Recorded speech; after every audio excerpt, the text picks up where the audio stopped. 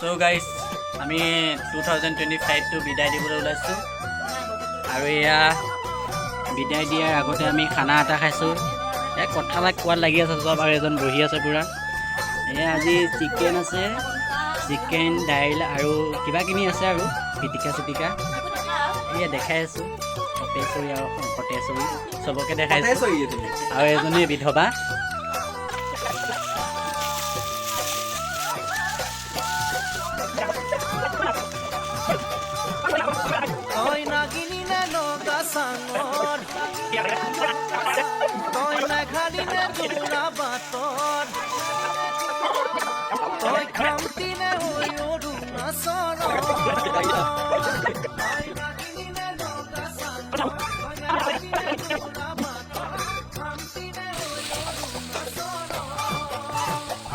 তোৰ ৰূপৰে তুলনা না